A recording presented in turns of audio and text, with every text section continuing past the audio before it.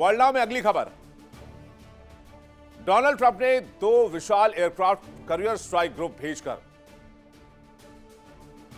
Hormuz straight को घेर कर वेनेजुएला से भी बड़े हमले की धमकी देकर ईरान को पटरी पर लाने की कोशिश की या ईरान को झुकाने की कोशिश की। लेकिन जो हुआ वो इतिहास में दर्ज होगा। अमेरिका को ही बातचीत की मेज पर आना पड़ा। यह कहानी सिर्फ सैन्य टकराव की नहीं है, उस रणनीतिक शतरंज की कहानी है जहां ईरान ने अपनी कमजोरियों को ताकत में बदल दिया। आप सोचिए, ईरान जैसा देश जिसपे 1979 से सैंक्शंस लगने शुरू हो गए थे, 2018 के बाद 100% सैंक्शन अमेरिका ने लगा दिया। इसके बावजूद वो देश अमेरिका को ललकार रहा है, खुली चुनौती दे रहा है कि दम है तो हमला करके दिखाओ। तो ईरान ने अपनी कमजोरियों को ताकत में कैसे बदला? चीन और रूस की घातक हथियारों का इस्तेमाल कैसे किया और प्रॉक्सी ग्रुप्स की सेना खड़ी कर दी। और सबसे बड़ी बात, दुनिया की गर्दन पर चाकू रख दिया, खास करके अमेरिका की, और हॉर्मुज़ स्ट्रेट को कब्जाने की बात कह दी। अमेरिका ने जो सैन्य तैनाती की है वो किसी युद्ध की तैयारी से कम नहीं है। सेंटकॉम क्षेत्र में इस समय कम से कम 10 अमेरिकी युद्धपोत तैनात हैं, जिनमें गाइडेड मिसाइल डिस्ट्रॉयर जैसे हाईटेक हथियार शामिल हैं। यूएसएस लिंकन की तैनाती है। यूएसएस अब्राहम लिंकन खामोश शिकारी है। USS Abraham Lincoln super career है, दुश्मनों के लिए चलता फिरता एयरबेस है। 90 से ज्यादा फाइटर जेट्स इस पर रहते हैं, जिसमें F-18 super hornet fighter jet हैं, टॉम क्रूज मिसाइल है, F-35 फाइटर जेट है, मिसाइलों से युद्धपोत लैस है, रेडी टू वॉर मोड में रहता है, परमाणु पनडुब्बियां थर्ड मिसाइल डिफेंस सिस्टम से लैस है। सबसे खतरनाक बात कि यूएसएस अब्राहम लिंकन ने अपने ट्रैकर्स भी बंद कर दिए हैं, यानी इस एयरक्राफ्ट कैरियर ने अपनी लोकेशन को छिपा लिया है। अभी भी अगर आप जाएंगे गूगल पर सर्च करेंगे USS Abraham Lincoln live location, तो यह आपको थाईलैंड के आसपास के किसी हिस्से में दिखेगा। इसकी एग्जैक्ट लोकेशन आज की तारीख में किसी को पता नहीं है। यकीन ना आए तो आप प्रैक्टिकल करके देख लीजिए। और यह अमेरिका की रणनीति का हिस्सा है। Speed, silence, electronic warfare. Iran को पता नहीं करियर कहां है, कब हमला करेगा।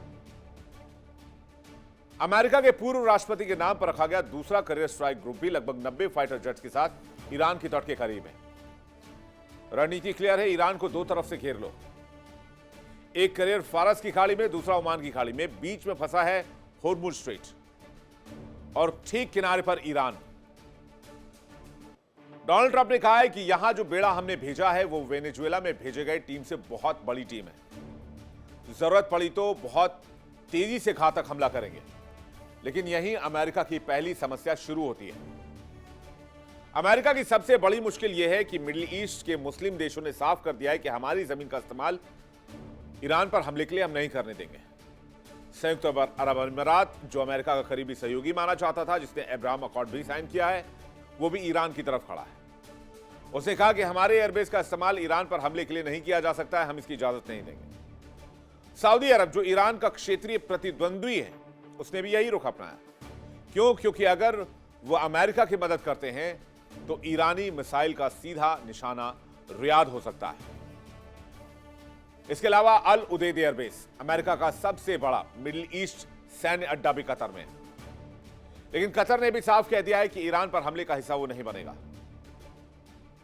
मिडिल ईस्ट का कोई भी देश इस जंग में नहीं जाना चाहता। वजह है खामनेई की खौफ, खामनेई का गुस्सा। और खामनेई के प्रकोप से कौन बचाएगा फिर? अमेरिका आज है, कल वापस चला जाएगा। उसके बाद क्या होगा?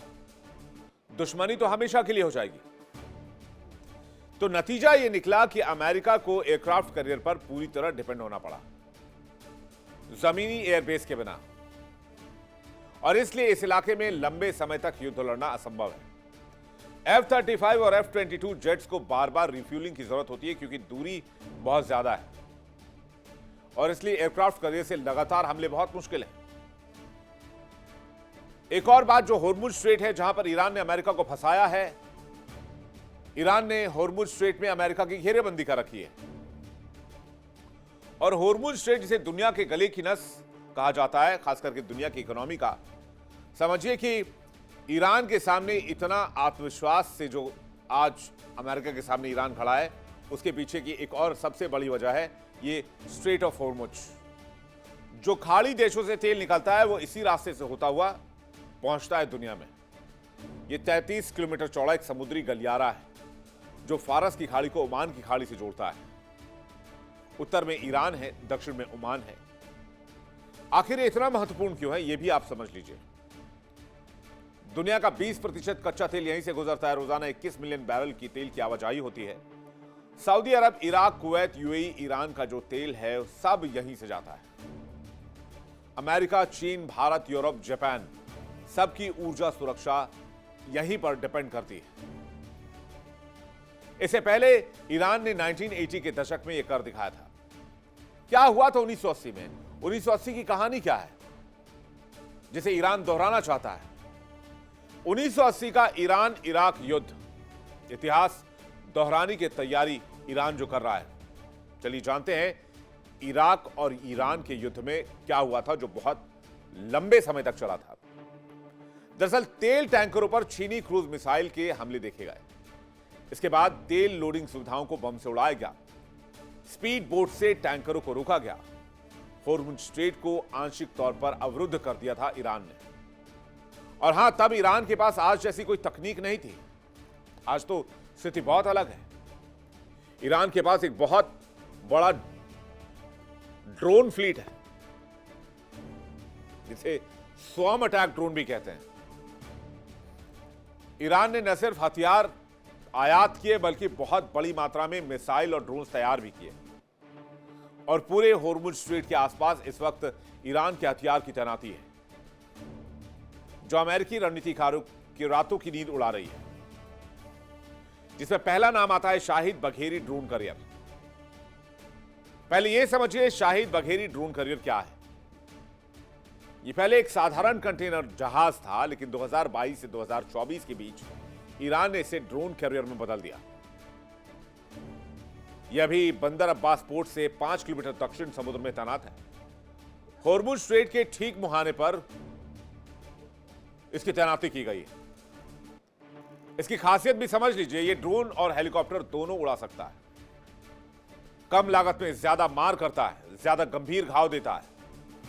अमेरिकी करियर की तुलना में बहुत सस्ता है लेकिन घातक है।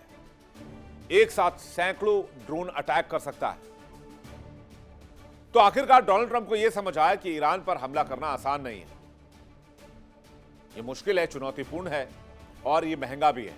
और शायद इसमें असफल होने के बहुत ज्यादा चांसेस भी हैं। इसलिए अमेरिका ने ईरान से कहा, डील करो, बातचीत करो, बातचीत की टेबल पर आओ। यह 21वीं सदी का सबक है। ताकत सिर्फ सैन्य बजट से नहीं, रणनीति से आती है। ईरान ने इस बात को पूरी तरीके से साबित कर दिया है।